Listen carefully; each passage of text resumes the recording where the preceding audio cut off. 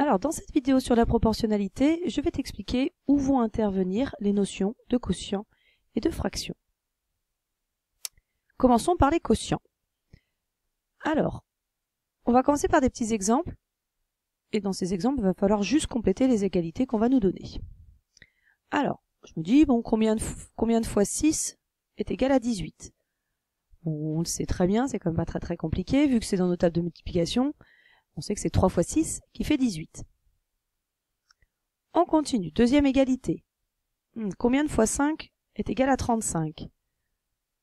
On le sait toujours, c'est dans nos tables aussi de multiplication, c'est 7 fois 5 qui fait 35.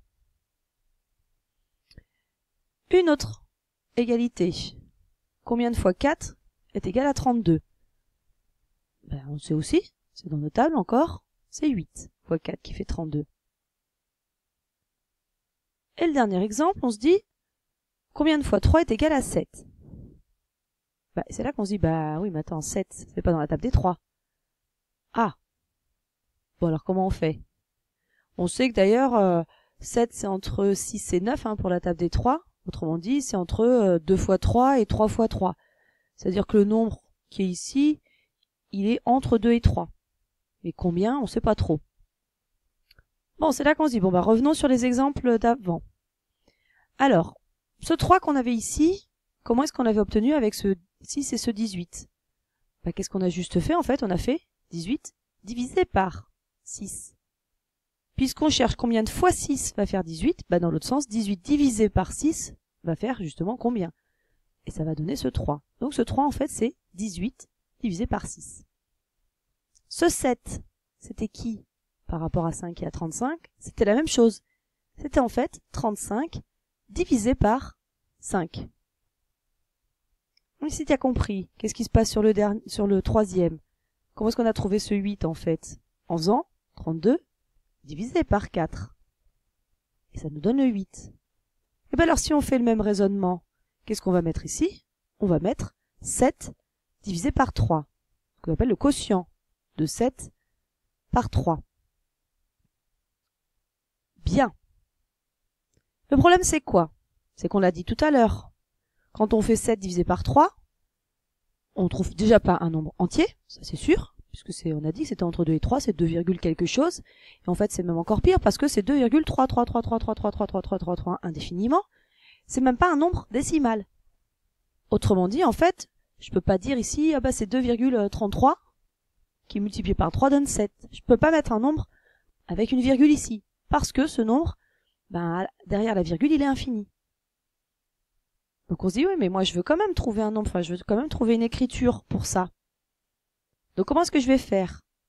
Alors c'est là qu'on introduit la notion de quotient et surtout d'écriture fractionnaire. Alors, le quotient, on l'a vu, donc quand on a deux nombres A et B avec B non nul, le quotient de A par B, c'est le nombre qui, quand on va le multiplier par B, va donner A. Ici, donc, c'est le nombre qui, quand on va multiplier par 3, va donner 7. Et on voit bien que ce nombre, ça va être en fait 7 divisé par 3. C'est ça le quotient de 7 par 3.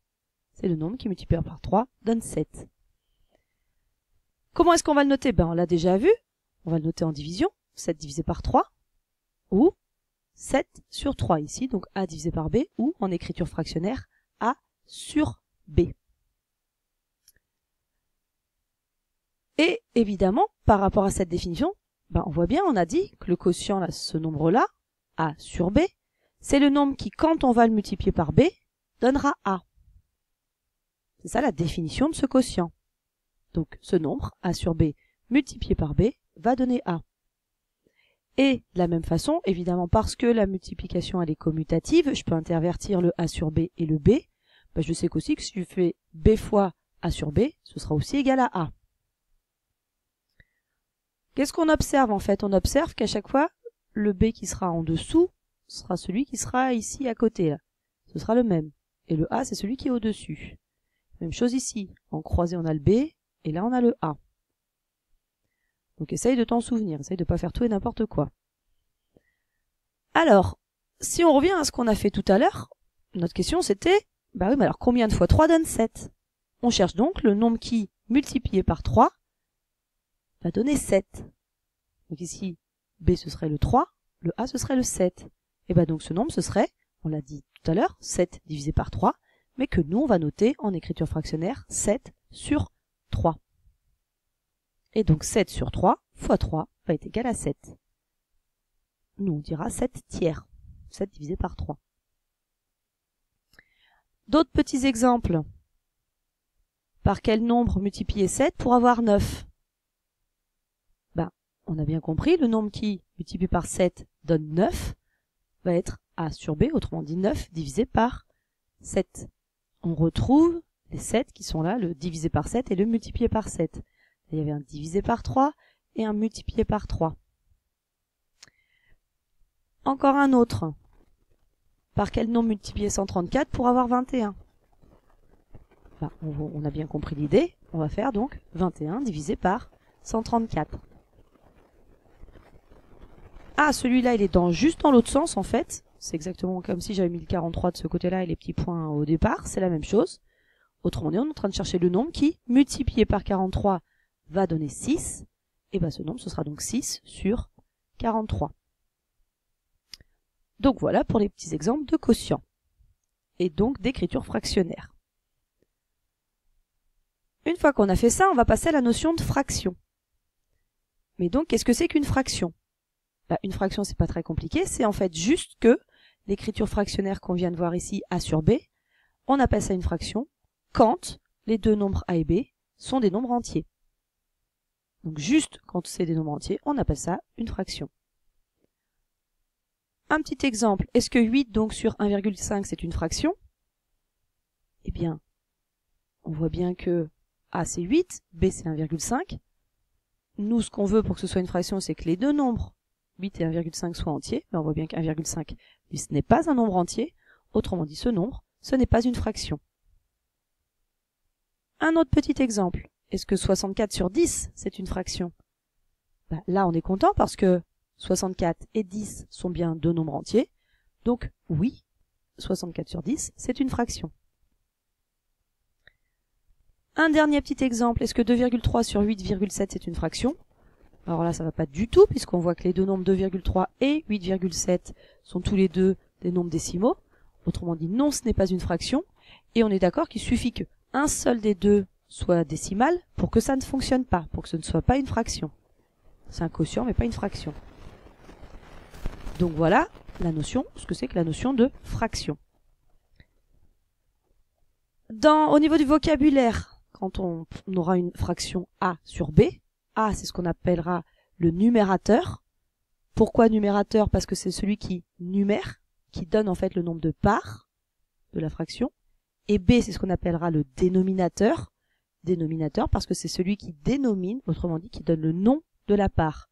Tout à l'heure, quand j'avais 7 divisé par 3, j'ai bien dit 7 tiers. Tiers, c'était bien en fait en 3 qu'on allait couper. Donc c'est ça qui dénomine notre fraction.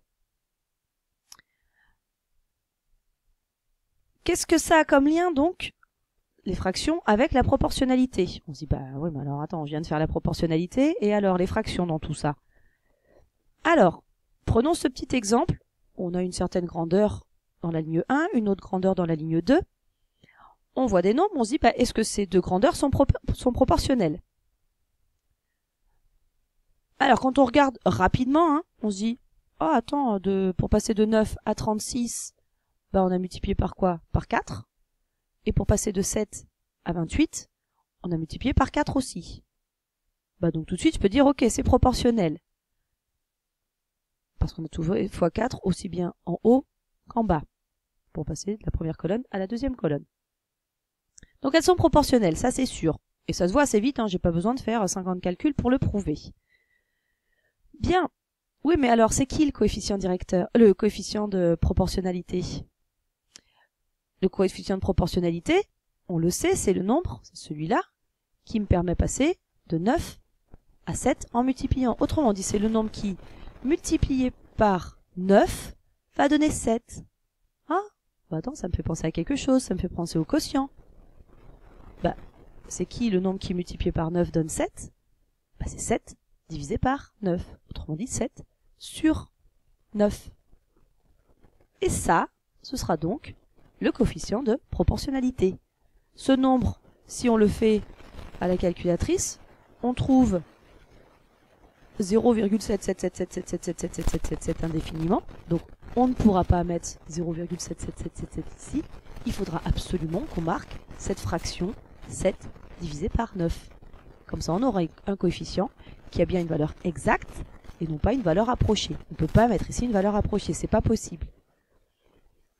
Donc voilà pour l'utilisation des fractions dans la proportionnalité. Donc tu vois, pas très compliqué. Et après, il va falloir avoir des relations sur les fractions qui vont nous permettre de montrer aussi que on a de la proportionnalité, de faire d'autres calculs sur les fractions. On verra ça dans une autre vidéo.